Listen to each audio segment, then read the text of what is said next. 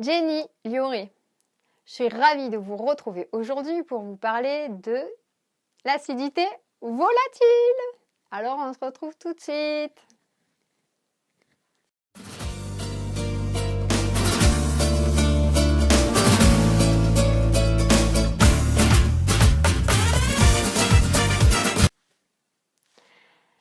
Attention, l'acidité volatile, ce n'est pas toujours un défaut.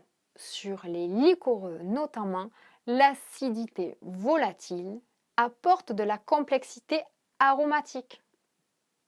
Mais lorsque l'acidité volatile est en excès, cela devient un défaut rédhibitoire.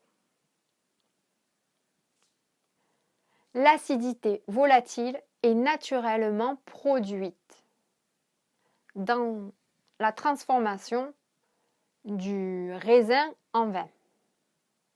Elle est caractérisée par les odeurs de colle scotch, de vernis et de dissolvant.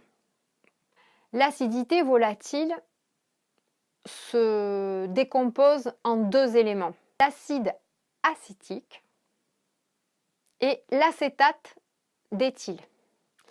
L'acide acétique est produite par exemple lors de la fermentation alcoolique qui a lieu sur un mou de raisin provenant d'un mauvais état sanitaire.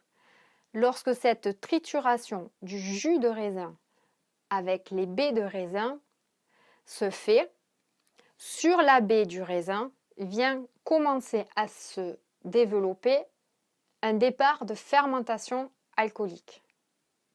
On dit alors que la baie devient piquée. Bien sûr, pour stopper ce départ de fermentation alcoolique, c'est là qu'on va venir mettre du soufre pour éviter que ce raisin, cette baie de raisin, se transforme en fait en vinaigre. Ensuite, il y a l'acétate d'éthyle. L'acétate d'éthyle, lui, c'est un ester. Il trouve son origine dans la levure. Il trouve aussi son origine lors de la fermentation alcoolique si les températures sont chaudes, sont élevées. Il trouve aussi son origine lors de la fermentation malolactique parce que la fermentation malolactique va fabriquer de l'acétate d'éthyle et donc de l'acidité volatile.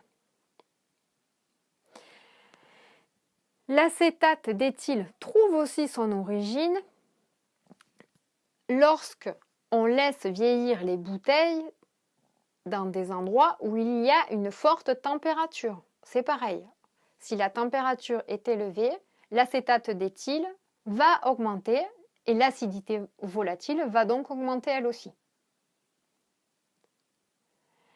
L'acétate d'éthyle est aussi produit lors des échanges gazeux qu'il y a dans les élevages en barrique.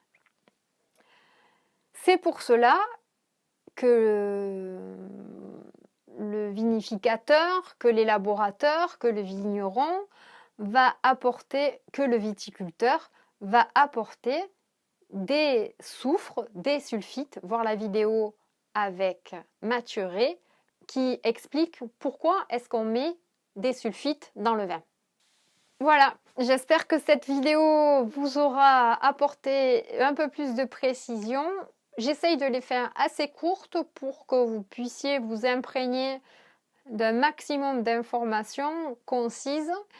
Moi, je révise tout ça. En même temps, ça me fait vachement plaisir de partager cela avec vous. Je vous embrasse très fort et à jeudi 20 prochain autour d'un verre de vin. À bientôt, bisous.